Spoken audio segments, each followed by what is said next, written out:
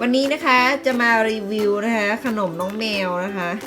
ขนมน้องแมวช็อกโกแลตเอาใหม่เป็นช็อกโกแลตน้องแมวใช่ไหมช็อกโกแลตน้องแมวค่ะพี่ท็อปซื้อมาฝากตั้งแต่พี่ท็อปกับไข่ก็บอกหูเนี่ยใครก็ไม่รู้ซื้อมาฝากตั้งแต่พี่ที่แล้วพี่ที่แล้วด้วยแล้วก็เก็บไว้นานแล้วเก็บไว้นานจนลืมด้วยแล้วมีน้องแมวหลากสีหลายสีเลยน้องเว้ยไปดูข้างในดิข้างในจะเป็นแบบนี้แกะไม่ได้เราแกะเองรีวิวพี่แกะหน่อยดิเมาเราวิดีโอแล้วก็ถ่ายมาแกะนี่หน่อยดิปักแกะมันต้องครบน่ารักมากเลยหลากสีหลายๆตัวจริงๆว่ามีหลายสีนะสีเทาก็มีนี่ดิสีเทาน่ารักมากเลยค่ะน้องแมวน้อยซื้อมาจากญี่ปุ่นตั้งแต่ปีที่แล้วไม่รู้กินได้หรือเปล่าน่าจะกินได้อยู่นะเรามาดูวิธีการแกะกันนะพี่ท็อปแกะดิบอกว่าอย่าเอ่ยชื่ออัดใหม่เลยไม่ได้แกะหน่อยเดี๋ยวแกะด้วยเป็นอย่างนี้แล้วก็ข้างในก็เป็นแบบนี้นะคะนี่เป็นช็อกโกบอลนี่น่ารักมากอันกี่บาทพี่ท็อปอันกี่บาทจะบอกมูสำนักโอ้ยอันกี่บาทตายแล้วมันเคยจับราคาของ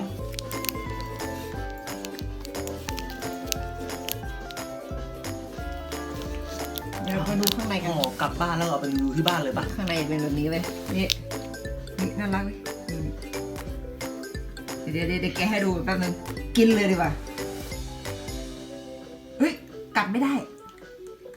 เฮ้ยกัดได้เหรอยังกัดได้เลยขอแบบข้างในมันอย่างมีช็อกโกแลตอยู่แข็งมากโคตรแข็ง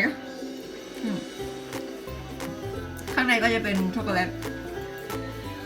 ประมาณว่าข้างนอกนี่จะเป็นคล้ายๆเหมือนเคลือบไว้เคลือบน้ำตาลไว้ค่ะแล้วก็ข้างในก็เป็นช็อกโกแลตอร่อยไหมเหรอไม่รู้ดิจะแข็งน่าจะก็มีแมวหลักสีนี่แมวนี่น่ารักเห็นไหมชัดกันไหมก็เป็นตองก็เป็นแบบนี้แล้วขนมทานได้อร่อยมากไม่รู้กี่บาทนะอ่านไม่ออกโลโก้ก็เป็นแบบนี้น่าจะเป็นผลิตภัณฑ์1 ตำบล 1 ผลิตภัณฑ์ของญี่ปุ่นด้วยไม่มีห่อแมวดาวน่ารักไหมน่ารักนะแมวดาวหรืออีกเม็ดนึงข้างในก็มีประมาณ2 เม็ดเนี่ยเห็นไหมอร่อยช็อกโกแลตค่ะดอกสีอันนี้ก็เป็นแมวปุโกะตัวเล็กน่ารักโอเคคลิปนี้ขอลาไปก่อนนะคะคลิปหน้าเราจะมารีวิวอะไรกันนั้นรอติดตามชมค่ะอย่าลืมกดไลค์กด Subscribe กดติดตามด้วยนะคะเจอกันคลิปหน้าวันนี้ขอลาไปก่อนสวัสดีค่ะ